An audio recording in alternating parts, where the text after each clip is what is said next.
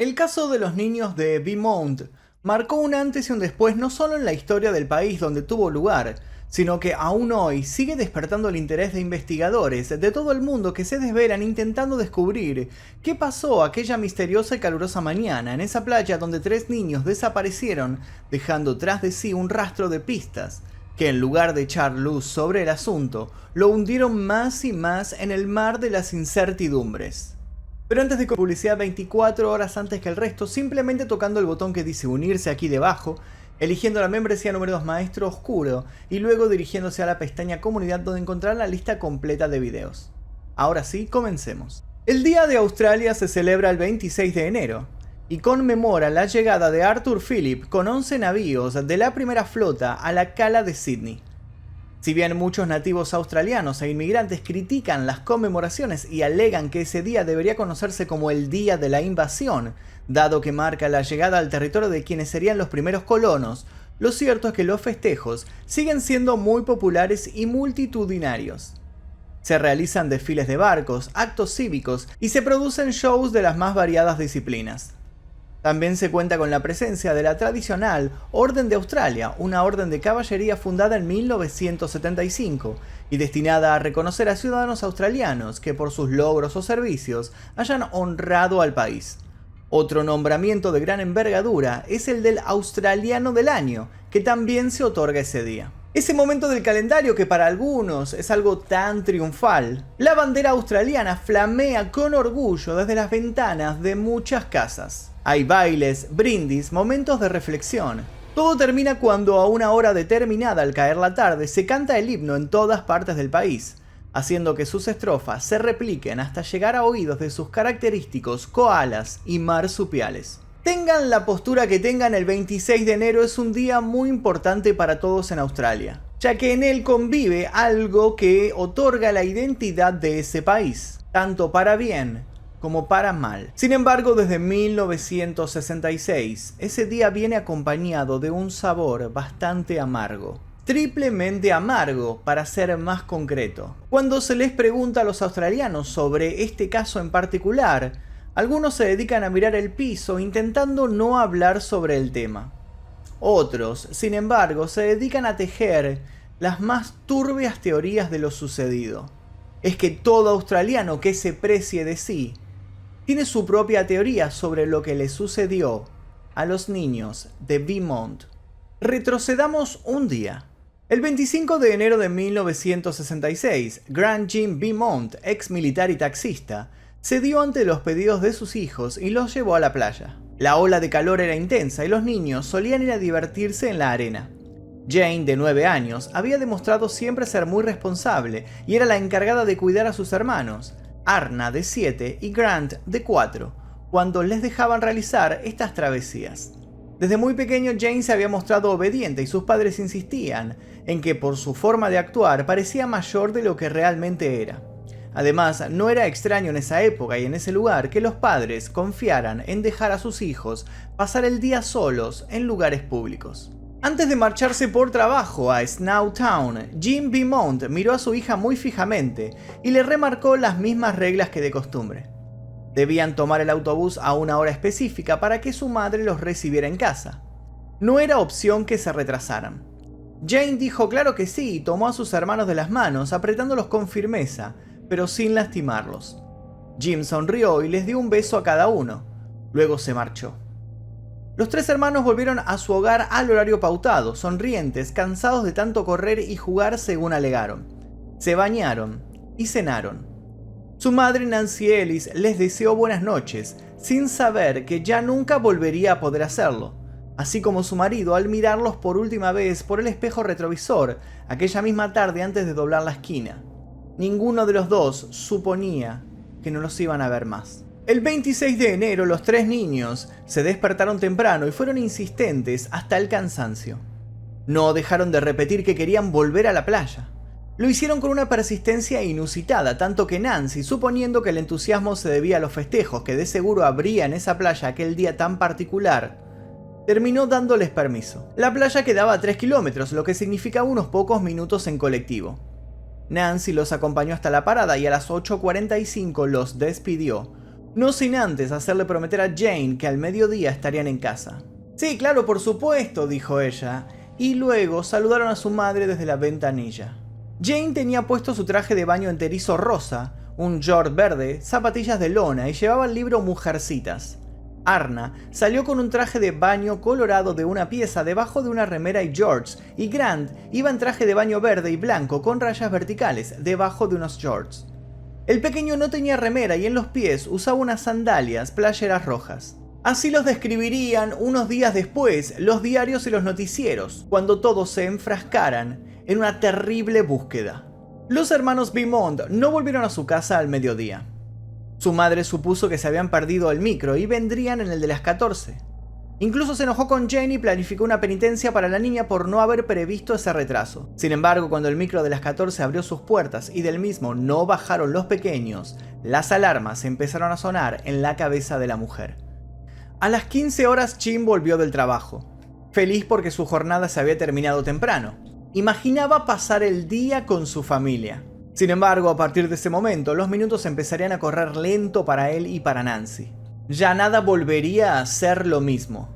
Alertados, Jim y Nancy fueron a la playa donde se suponía que habían ido sus hijos. Sin embargo, les resultó imposible saber por dónde empezar a buscar. El lugar estaba lleno de rostros sonrientes que paseaban y festejaban. Visitaron sitios que a los niños les interesaban, casas de amigos, calles aledañas. Para las 17:55 ya estaban en la comisaría sin poder terminar de creer lo que estaba sucediendo. 24 horas después el caso ya era de conocimiento nacional. Para el 29 de enero los titulares mencionaron la posibilidad de un crimen sexual, luego de que edificios cercanos a la playa fueran rastreados en vano. Incluso un grupo de operaciones de emergencia había drenado el puerto Patagualonga, siguiendo las declaraciones de una mujer que creía haber visto a los niños buscados cerca del sitio.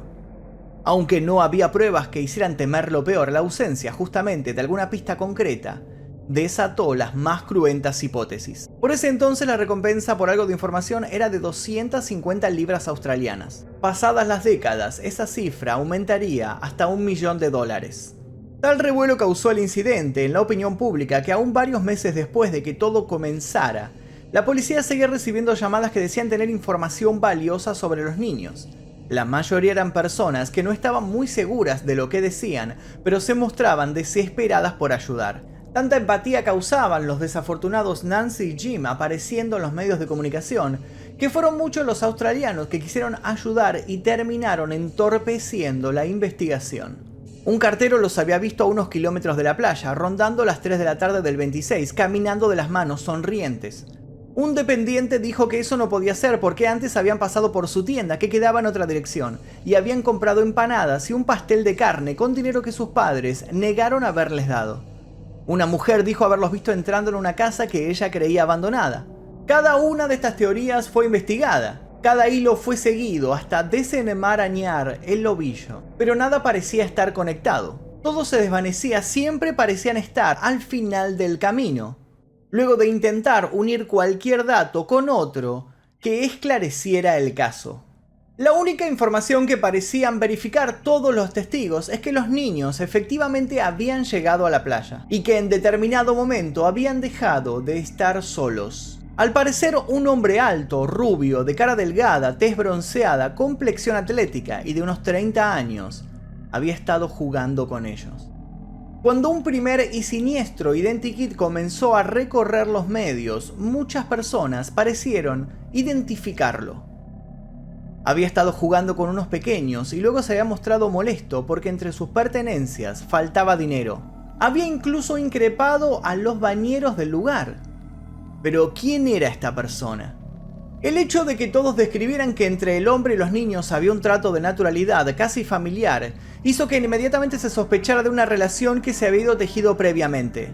¿Acaso el sujeto había estado planeando este secuestro durante meses y lo había llevado a cabo en plena luz del día y rodeado de un montón de personas? Fue entonces cuando Nancy llamó a la policía consternada por una escena en particular que de pronto golpeaba sus recuerdos. Recordó que mientras peinaba el pelo de Arna por última vez, esta distraída había mencionado que Jane había hecho un novio en la playa.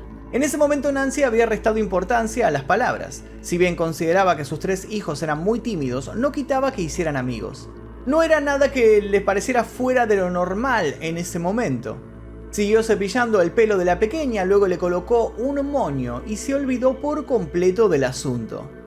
Pero entonces todo comenzó a tomar forma, y si acaso este supuesto novio del cual había hablado Arna era este hombre rubio que los había secuestrado. Jim intentó que su mujer no se sintiera culpable. Ella intentó mostrarse fuerte, pero las pesadillas se redoblaron en las oscuras y eternas madrugadas, en las cuales se dedicaba a revivir una y otra vez las cosas que sus hijos le habían dicho, tratando de encontrar un mensaje oculto que se le hubiera escapado. Cuando desde un medio australiano le ofrecieron la colaboración de un prestigioso psíquico de los Países Bajos, ella, a pesar de haber aclarado que no tenía nada que perder, prefirió decir que no. Ya no quería ninguna controversia innecesaria. Sin embargo, el psíquico se presentó en Australia. Gerard Croiset nació en Laren, Holanda en 1909. Comenzó a darse cuenta de sus dones cuando era un joven, más precisamente mientras trabajaba para un reparador de relojes. Sosteniendo una regla que pertenecía a su empleador, pudo ver en modo de visiones hechos de la vida del mismo. Grande fue su sorpresa y la de su jefe cuando se corroboró que lo que había visto se correspondía con la realidad. Desde ese momento, Croiset se dedicó a entrenar su poder. Después de la Segunda Guerra Mundial, las autoridades policiales holandesas consultaron a Croiset sobre casos de personas desaparecidas. Famosa fue la oportunidad en la que examinó la propiedad de una mujer asesinada, proporcionó información precisa sobre su asesinato y también dio el nombre de su asesino. El nombre coincidía con el de un hombre que estaba detenido en relación con el crimen. Se ganó la reputación de consultor confiable y su fama se extendió más allá de los Países Bajos. También se ganó una reputación como sanador psíquico e invitaba a la gente a que lo visitara en su clínica para sesiones de curación a precio módico. Y algunos no eran tan módicos tampoco. Su llegada a Australia en noviembre de 1966 fue cubierta por todos los medios locales y generó un furor en las masas que, entre escépticos y creyentes, pusieron los ojos sobre él. Pasó por cuanto programa radial y televisivo lo invitaron y luego se dedicó a visitar los lugares en donde se suponía que habían estado los hermanos. Pasó horas meditando, buscando aparentemente respuestas en visiones que le llegaron con cierto nivel de contradicción. Al poco tiempo, los pocos que habían puesto su fe en él comenzaron a dudar. Fue entonces cuando el semblante del famoso parapsicólogo se iluminó y dijo que acababa de tener una de las clarividencias. Marcó en un mapa un edificio cercano en donde supuestamente se había producido la desaparición y sin dudarlo, exclamó que los pequeños habían sido enterrados allí. Los propietarios del edificio, que eran reacios a excavar sobre la base de un supuesto reclamo psíquico, pronto cedieron ante la presión pública y el respaldo económico de un magnate inmobiliario local interesado en el caso. Decepcionante fue cuando se informó que en el lugar no se encontraron restos ni ninguna evidencia que se pudiera vincular con cualquiera de los Beaumont. Días después, Croiset tuvo una segunda clarividencia y un segundo edificio fue demolido. Una vez más, no se encontraron rastros de los niños. Si bien no demostró ser un gran psíquico, Croiset sí pudo demostrar ser un enorme escapista. Así como había llegado de la noche a la mañana, se esfumó de Australia. En 1967 Nancy declaró a la prensa que la ausencia de pistas, en lugar de afligirla, le daba más esperanza de que sus hijos estuvieran con vida. Incluso mencionó haber soñado con ellos que volvían a la casa. Los medios, que ya habían lanzado teorías especulativas que incluían cultos satánicos, horribles accidentes o macabros asesinatos, empezaron a deslizar sutilmente que la responsabilidad en definitiva había sido de Nancy por haberlos dejado ir solos a la playa. En 1968, diferentes psicólogos y psiquiatras recomendaron a la mujer que dejara de aparecer en público. Fue entonces cuando aparecieron las cartas, firmadas por Jane. Según la policía, las cartas que los padres de los Beaumont empezaron a recibir podían ser auténticas. En las cartas, la supuesta Jane hablaba de que ella y sus hermanos estaban bien, que vivían muy a gusto recibiendo el cuidado de un hombre.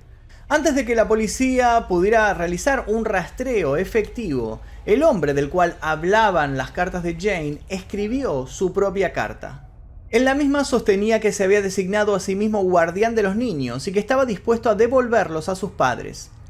Puso un lugar y un día de reunión. Jim y Nancy, con el corazón acelerado, fueron al sitio pactado acompañados por un detective. Esperaron durante largos minutos, incluso horas, pero nadie apareció. Tiempo después llegó una tercera carta firmada nuevamente por Jane. Decía que el hombre había estado dispuesto a devolverlos, pero que cuando se dio cuenta de que había un detective en el lugar, se había sentido traicionado y había cambiado de opinión. Nada más pudo saberse en el momento. No volvió a entablarse comunicación, y la incertidumbre los sumió durante décadas. ¿Seguirían vivos los hermanos? ¿Estarían acaso bajo la tutela de este hombre? ¿Por qué se los había llevado? En 1992, exámenes de expertos peritos calígrafos demostraron que las cartas habían sido un engaño. Las huellas digitales fueron rastreadas hasta un hombre de 41 años, que al momento de escribirlas había sido un adolescente con ganas de hacer una broma pesada. Ofreció disculpas públicas y no recibió ningún castigo debido al tiempo transcurrido. Luego del infructuoso incidente postal, no volvieron a aparecer más pistas, hasta que otros horribles casos tuvieron lugar. El 12 de enero de 1970, en la playa Fairy Meadow, se esfumó otra chica, Cheryl Grimer, de 3 años. Otro caso que quedó sin resolver, aunque hubo testigos que dijeron haberla visto con un hombre joven. ¿Coincidencia? El 26 de agosto del mismo año, las hermanas Judith y Susan McKay, de 7 y 5 años respectivamente, desaparecieron en Townsville, Queensland, mientras iban a la escuela. Pero este caso, a diferencia de su predecesor, tuvo una resolución. Los cuerpos fueron encontrados varios días después en el lecho de un arroyo seco. Ambas niñas habían sido estranguladas, y aunque llevó años resolverlo, el asesinato no quedó impune. Casi 30 años después del crimen, un hombre llamó a la policía mientras veía un documental del caso en televisión. Dijo tener sospechas contundentes de que el asesino de las McKay no era otro que el esposo de su prima. Investigaciones de por medio se llegó a la conclusión en 1998 de que Arthur Stanley Brown era efectivamente quien las había matado. En su contra, había antecedentes de pedofilia y confesiones previas en estado de embriaguez en los bares de la zona. La policía lo había llegado a interrogar, pero no había encontrado nada extraño en él. Brown fue arrestado por 45 cargos de agresión sexual y violación de 6 niños de 3 a 10 años y por los asesinatos de Susan. Sin embargo, el jurado no pudo llegar a un veredicto y se bloqueó un nuevo juicio con el argumento de que Brown estaba demasiado senil para ser juzgado. Padecía demencia senil y la enfermedad de Alzheimer. Brown es considerado sospechoso de la desaparición de los niños Beaumont, en base a las conexiones que se hicieron entre él y el secuestro de Adelaide Oval en agosto de 1973, 2 chicas, Joan Radcliffe, de 11 años, y Kirsty Jane Gordon, de 5, se evaporaron durante un multitudinario partido de fútbol en un estadio. Hay que tener en cuenta que Brown tenía 53 años en el momento de la desaparición de los niños Beaumont, lo que no coincide con la edad en la descripción del hombre que se los había llevado de la playa según los testigos. Igual de cierto es que tiene un aire muy similar al identikit. Según encuestas, la mayoría de los australianos hoy en día creen que Brown fue culpable del crimen de los hermanos Beaumont, pero muchos otros creen que en realidad el culpable fue un tal Bevan Spencer von Einem.